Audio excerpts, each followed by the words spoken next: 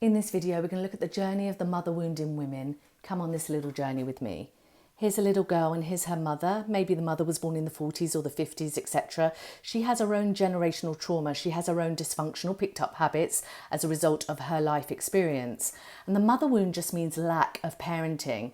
So she cannot be kind of consistent, loving, healthy, nurturing for this little girl. Maybe the mother's abusive, and so therefore the little girl will pick up a mistreatment wound. If she's had past mistreatment, then she will be open to future mistreatment. It feels familiar for her. It comes from her family of origin.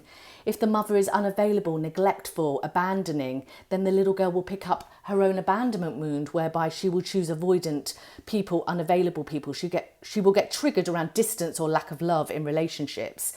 If the mother has substance abuse addictions, then the little girl may pick up a codependent wound, whereby she's trying to fix her mother, stop her mother, heal her mother's addiction. This affects her for the rest of her life.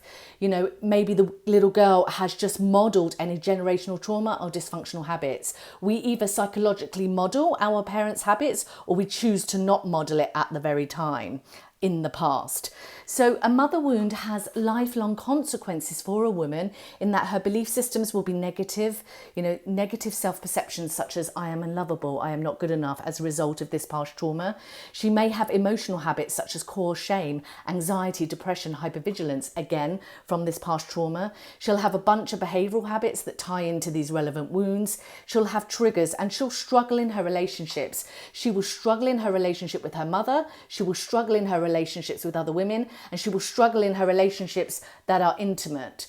It's really important to do the healing of the mother wound so that you can have a happy, healthy life.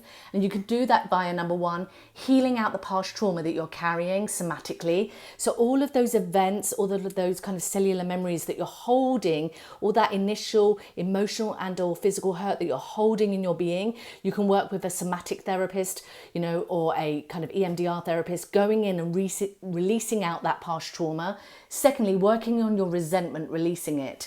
A lot of women that have gone through this stuff have resentment, they have anger, they have rage, and it comes from the deep down hurt and trauma that they've experienced. This resentment is valid, this rage is valid, this anger is so valid, but it needs to be released because it will help you with your triggers, it will help you with your emotional habits. So looking to validate and then releasing that resentment. Third, shifting all your beliefs, wounds, triggers, habits and behaviours that are detrimental into the absolute opposite. And then lastly, managing your relationship, A, with your mother, and B, with people that are like your mother. So, if your mother does have these narcissistic traits, these perhaps abusive, abandoning, etc. traits, you can work on managing that relationship via emotional energy management, perhaps distance and boundaries. And emotional energy management just means, calm, centered and empowered and non-moved around this stuff. Check out my other videos for that.